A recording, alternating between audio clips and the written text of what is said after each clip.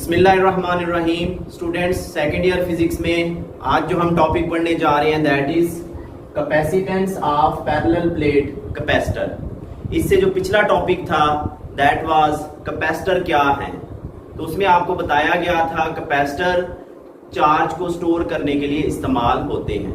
अब कैपेसिटर की सबसे जो मोस्ट कॉमन टाइप थी वो थी पैरेलल प्लेट कैपेसिटर, जिसमें दो पैरेलल प्लेट्स होती हैं।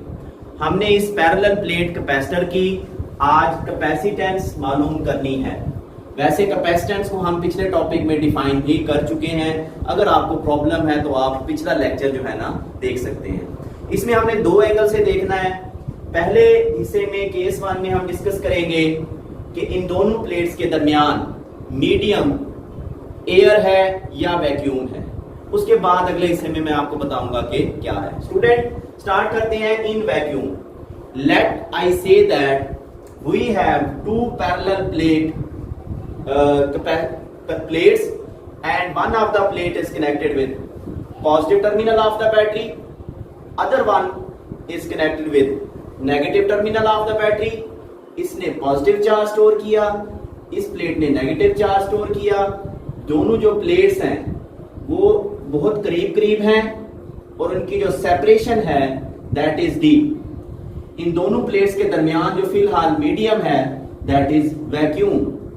और इलेक्ट्रिक फील्ड सेटअप होगा फ्रॉम पॉजिटिव टू नेगेटिव। ये देखें, ये इलेक्ट्रिक फील्ड लाइंस हैं और आपको समझाया गया है कि अगर ये इलेक्ट्रिक फील्ड लाइंस पैरेलल हों तो इलेक्ट्रिक फील्ड यूनिफॉर्म होता है।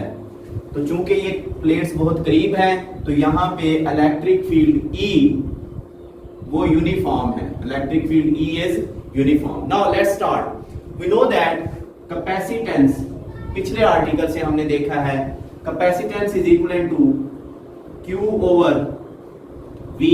ये कोई भी इक्वेशन 1 है से। अब यहाँ पे चूंकि हम वैक्यूम को डिस्कस कर रहे हैं मीडियम, तो यहाँ पे मैं सबस्क्रिप्ट में वैक्यूम लिख देता हूं। ठीक है। अब हम Q की कीमत निकालेंगे, फिर हम V की कीमत निकालेंगे और इस इक्वेशन नंबर 1 में लाके दर्ज करेंगे। यहां पे हेडिंग देते हैं वैल्यू ऑफ से Q।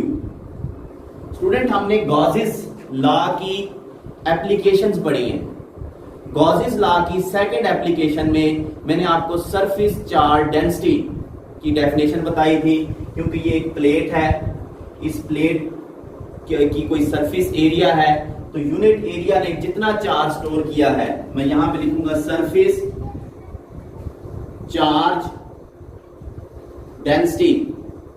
तो हमारे प्रीवियस नॉलेज में गॉसेस लॉ की एप्लीकेशंस में surface charge density sigma equal charge store per unit area. अब यहां से एरिया को इस तरफ ले आए तो Q is equal to sigma A। इसको मैं कोई भी इक्वेशन नंबर 2 का नाम दे देता हूं। देखें, मैंने कहा था हमने Q की कीमत निकालनी है, वो हमने निकाल ली है। इसको यहां पुट करेंगे। अब हम V की कीमत निकालते हैं। As we know that electric field E is equal to gradient of potential. ये भी हमने टॉपिक पढ़ा था पोटेंशियल के बिल्कुल अगला लेक्चर था कि E वैसे वहां पे था electric field E is equal to negative gradient of potential. Negative sign direction को शो करता है, उसको हम कंसीडर नहीं कर रहे। चले जी, E is equal to V over D। ये मेरे पास कोई इक्वेशन 3 है। यहां से V की वैल्यू निकालें तो V is equal to E D। ये देखें, ये D इस तरफ आके मल्टीप्लाई हो जाएगा। अब E क्या है? Electric field. एज हमारी डिस्कशन देखें तो ये दो पैरेलल प्लेट्स हैं और है भी अपोजिटली चार्ज। तो अपोजिटली चार्ज पैरेलल प्लेट्स के दरमियान जो इलेक्ट्रिक फील्ड E होता है, E वो बराबर होता है सिग्मा ओवर एप्सिलॉन नॉट। अब ये इक्वेशन मैं कहां से लिख रहा हूं? गॉसेस लॉ की जो तीसरी एप्लीकेशन थी उसके ये रिजल्ट्स थे। आप देख लेंगे गॉसेस लॉ की तीसरी एप्लीकेशन अपोजिटली पैरेलल चार प्लेट्स वाली, उसमें ई सिग्मा ओवर एप्सिलॉन नॉट के बराबर है। तो ये ई की वैल्यू स्टूडेंट्स यहां पुट कर दें तो आपके पास V बताएं जरा किसके बराबर होगा? V potential is equal to sigma over epsilon naught ये D, ये मेरे पास कोई इक्वेशन 4 है। अब क्या करेंगे? ये V की वैल्यू और ये Q की वैल्यू इक्वेशन नंबर 1 में पुट करेंगे। So put equation number 4 and equation number 2 in equation number 1। Let's see हमारे पास इक्वेशन क्या आती है? C capacitance in vacuum equals Q की जगह सिग्मा ए ओवर B की जगह ये आ जाएगा sigma D over epsilon nought. Simple mathematics है, ओवर एप्सिलॉन नॉट ऊपर ले आते हैं तो मेरे पास capacitance in vacuum is equal to sigma A epsilon nought over sigma D. Student sigma से ये सिग्मा कैंसिल कर देंगे तो मेरे पास कैपेसिटेंस इन वैक्यूम का जो फार्मूला है वो आ चुका है ए epsilon nought over D. This is the formula for capacitance of parallel plate capacitor से ये इक्वेशन मेरे पास 5 है। अब अगर हम देखें कैपेसिटेंस की डिपेंडेंस तो ये फार्मूला हमें क्लियर कट बता रहा है कि एरिया प्लेट का जितना ज्यादा होगा कैपेसिटेंस या चार्ज स्टोर करने की सलाहियत उतनी ज्यादा होगी। So capacitance depends upon the area of the plates, area of plates of parallel plate of capacitor. दूसरी चीज एप्सिलॉन नॉट यूं समझ लें मीडियम, कि इनके दरमियान अगर मीडियम हम कोई और रखेंगे तो ज़ाहिर है मीडियम के चेंज होने से कैपेसिटेंस चेंज होगी। So it means that capacitance depends upon the medium between the plates. तीसरी चीज डी सेपरेशन। अब डी के कम या ज्यादा होने से कैपेसिटेंस चेंज होगी। ये देखें तीसरी चीज है सेपरेशन बिटवीन प्लेट्स। ये तीन चीजें। यहां से अगर हम एरिया डबल करेंगे तो कैपेसिटेंस, अगर से डी कांस्टेंट है तो कैपेसिटेंस डबल, डी को डबल कर देंगे, ये अगर डबल कर देंगे तो क्योंकि ये इनवर्स रिलेशन है तो कैपेसिटेंस क्या हो जाएगी? हाफ। डी के डबल होने से कैपेसिटेंस हाफ हो जाती है। चले जी, अब हमने देखना है effect of medium. Effect of medium. Student अब सिचुएशन ये है कि मेरे पास बिल्कुल वैसे ही पैरेलल प्लेट कैपेसिटर है। ये देखें, ये मेरे पास एक प्लेट, ये मेरे पास दूसरी प्लेट, ये इसके ऊपर से पॉजिटिव चार्ज, इसके ऊपर से नेगेटिव चार्ज। मैं इसको सिंपल कर रहा हूं। ये मैंने इसके साथ लगा दिया वोल्ट मीटर। वोल्ट मीटर क्या है? पोटेंशियल डिफरेंस मेजर करने के लिए। और ये मेरे पास ये, अब यहाँ पे मैंने वोल्ट मीटर की रीडिंग देखी तो ये रीडिंग है से इसकी नीडल ये डिफ्लेक्शन शो कर रही है। इसके बाद मैंने क्या किया, वही पैरेलल प्लेट कैपेसिटर है बिल्कुल वैसे ही। ये देखें, ये एक प्लेट लाइक दिस, ये दूसरी प्लेट लाइक दिस।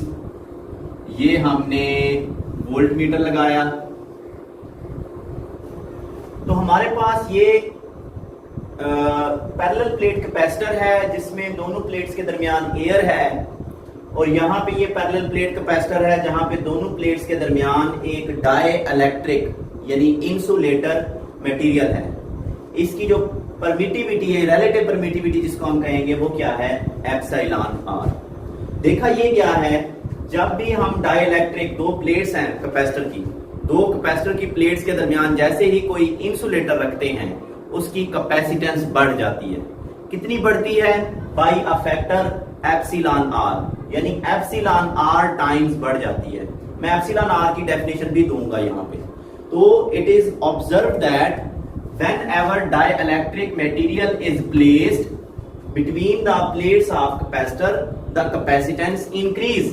तो जो capacitance in medium होगी, देखें वैक्यूम में तो निकाल ली हमने, अब हम मीडियम में निकालेंगे, वो बराबर होती है इसी के A epsilon nought over D, ठीक है, A epsilon nought over B। तो फिर फर्क क्या है, डिफरेंस क्या है, बस यहाँ पे एक और फैक्टर आ जाएगा एप्सिलॉन आर, जिसको हम बोलते हैं रिलेटिव परमिटिविटी। तो जितनी रिलेटिव परमिटिविटी इस मीडियम की ज्यादा होगी, एप्सिलॉन आर ज्यादा, तो कैपेसिटेंस भी क्या हो जाएगी, ज्यादा हो जाएगी। ठीक हो गया। अब हम एक और चीज नोट करेंगे, why capacitance increase, why capacitance increase due to dielectric material. Dielectric material के आने से, हमने यहां पे मीडियम रखा तो कैपेसिटेंस क्यों बढ़ जाती है, उसका आंसर देखें। चूंकि कैपेसिटेंस इक्वल्स, ये देखें, capacitance equal Q over V, ये Q ओवर V। अब अगर आप गौर करें तो चार्ज कांस्टेंट है, हमने चार्ज को चेंज नहीं किया।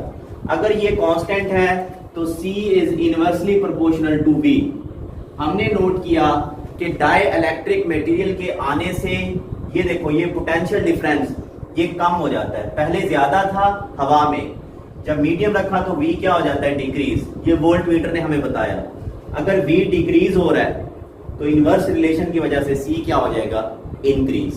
सो as V decreases, V decrease हुआ, hence I can say here that C will increase, capacitance क्या हो जाएगी, इंक्रीज हो जाएगी। चलें जी, अब let's define what is dielectric constant। what is dielectric constant? dielectric constant क्या है? तो इसके लिए मेरे पास ये जो इक्वेशन है, से ये इक्वेशन 6 है, से ये इक्वेशन 5 है, तो 6 के ऊपर 5 को डिवाइड करते हैं, यानी कैपेसिटेंस इन मीडियम, ये देखें, ओवर कैपेसिटेंस इन एयर या vacuum is equal to, medium का जो रिजल्ट था ये था A epsilon naught epsilon R over D over dielectric constant की डेफिनेशन में हमने ये मीडियम की वैल्यू पुट की, और अब एयर की वैल्यू ये देखें, A epsilon not, A epsilon nought over D। You know ये D से D कैंसिल हो जाएगा, यू नो, चूंकि एरिया से कैंसिल हो जाएगा, और एप्सिलॉन नॉट से कैंसिल हो जाएगा।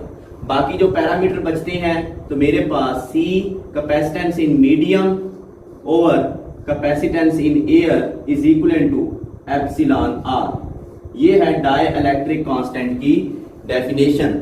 अगर आप इसको अपने अल्फाज में लिखेंगे तो you can write here that the ratio between capacitance of parallel plate capacitor in air in medium ऊपर है, to capacitance of parallel plate capacitor in air, ये जो रेशियो है, इस रेशियो को क्या कहते हैं, डाइइलेक्ट्रिक कांस्टेंट कहते हैं।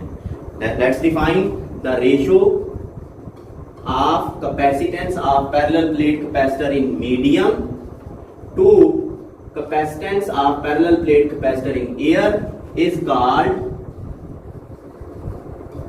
Relative permittivity. आपसे पूछा जाता है डाइइलेक्ट्रिक कांस्टेंट या रिलेटिव परमिटिविटी के यूनिट्स क्या हैं, वो आपको क्लियर नजर आ रहा है। इसके यूनिट भी फैरेड हैं, इसके यूनिट भी फैरेड हैं। चूंकि ये रेशो है तो इसके कोई यूनिट नहीं होते। It is a dimension less constant, इसको हम डायमेंशन लेस कांस्टेंट बोलते हैं। तो स्टूडेंट, ये हमारा आज का टॉपिक था, बड़ा इंतहाई आसान, मैथमेटिकल जरूर है। हमने कैपेसिटेंस निकाली है पैरेलल प्लेट कैपेसिटर की। इसमें शुरू में हमारे पास वैक्यूम था, वैक्यूम में हमने कैपेसिटेंस निकाल ली थी कितनी, A epsilon nought over D। हमने डिपेंडेंस देखी। अगले हिस्से में हमने देखा कि मीडियम के आने से, ये मीडियम रख दिया, मीडियम के आने से कैपेसिटेंस इंक्रीज हो जाती है by a factor epsilon R. Epsilon R को हमने यहाँ पे डिफाइन किया है। नेक्स्ट हम पोलराइजेशन वाला टॉपिक है वो पढ़ेंगे। अपना ख्याल रखिएगा। अल्लाह हाफिज।